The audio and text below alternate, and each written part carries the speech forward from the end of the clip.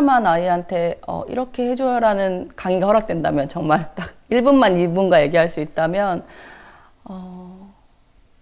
아이의 입장에서 아이가 어떤 마음일지를 생각해 봐 주셨으면 좋겠어요. 사실은 되게 쉬운 얘기, 사실은 되게 어렵지 않은 얘기인데 아이들을 만나면 가장 많이 듣는 얘기가 내 마음을 몰라요거든요. 정말 다른 문제로 부모님들이 상담을 요청해 주세요. 뭐 이 아이가 친구 문제가 있는 것 같다, 성적 때문에 비관하는 것 같다, 여러 가지 문제를 가지고 아이를 딱 만났을 때 아이는 그냥 엄마가 내 말 들어주지 않아요, 내 말을 믿지 않아요 라는 이야기를 가장 많이 듣거든요. 그래서 그 아이의 입장에서 그 아이의 마음이 진짜거든요. 그냥 하는 소리 뭐 아닐 거야 보다 내 아이잖아요.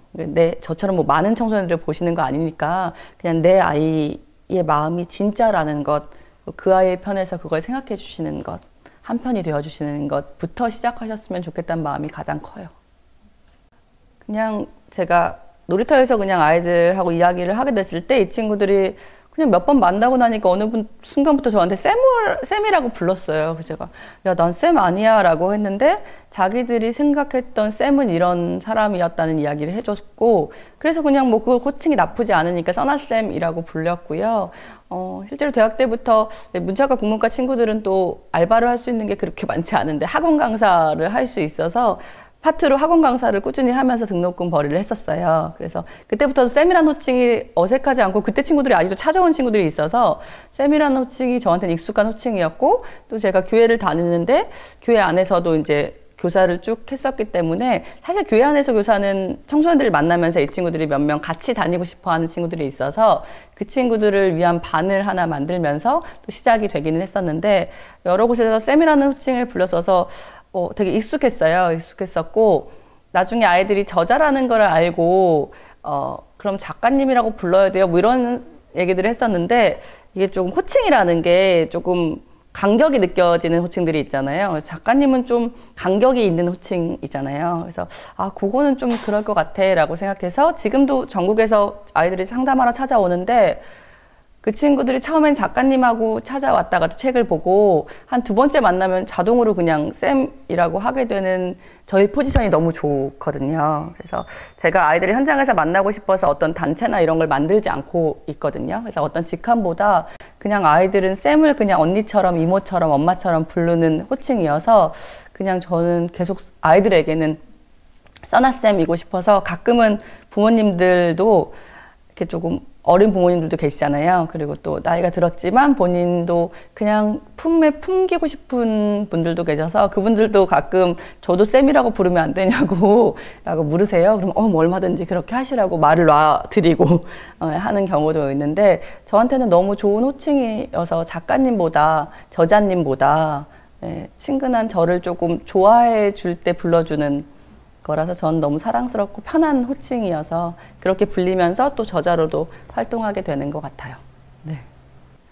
어느 순간부터 저는 사실 강사 커리어로는 되게 형편없는 사람이거든요. 그냥 아이들을 만나다 보니까 아이들을 만나는 사람으로서의 섭외들이 들어오는 거라, 어느 순간부터 학교 선생님들 아니면 복지사님들, 청소년들을 만나는 어른들에게 의뢰를 받곤 하는데, 사실 제가 하는 키워드들 뭐 공감이나 배려나 뭐 포용이나 이런 것들 다 아시는 것들이에요. 근데 그냥 아이들을 만나면서 조금 다른 그 원래 알고 있던 단어의 옆구리, 뭐 보지 못했던 부분들을 조금 보여드리는 것 뿐인 것 같은데, 만나야겠다라는 생각을 한 것은 있어요. 왜냐면 저는 청소년들만 만나다가 한동안은 어른들에 대한 섭외 요청을 다 안 받았었어요. 왜냐면 청소년들만 만나기도 시간이 없고, 또 청소년들 만나는 게 제일 힘들지만 제일 좋고, 그렇기 때문에 그랬는데, 어느 순간부터 가야겠다라는 생각이 드는 건, 제가 만나는 아이들이 저하고만 사회생활을 하는 거 아니고 저하고만 관계를 하는 거 아니고 제가 평생 책임질 수 없고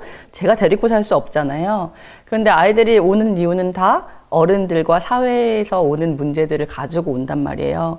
그런데 이 아이들에게 위로를 해준다고 해서 그 상황이나 그 문제를 제공한 어른들과 사회가 변하지 않잖아요. 사회를 한 번에 변할 수는 없지만 그 속에 있는 우리가 변하면, 조금이라도 다른 측면을 보게 되면 조금 달라지지 않을까라는 생각을 하게 돼서, 만나게 됐었는데 작년에 학교 선생님들이 모아놓은 연수회에 가서 뭐 다른 많은 얘기들도 했지만 그런 얘기를 했어요.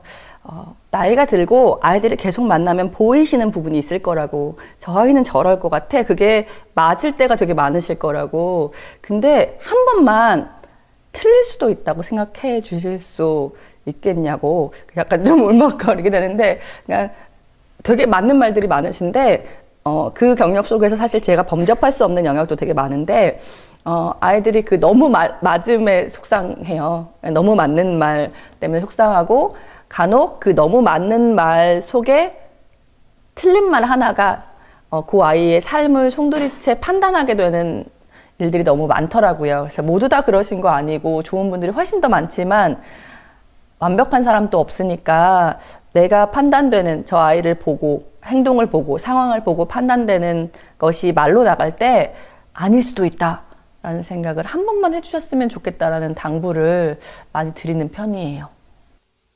마음이 지친 10대들에게 마음속 10대를 지닌 어른들에게 선아쌤이 말한다.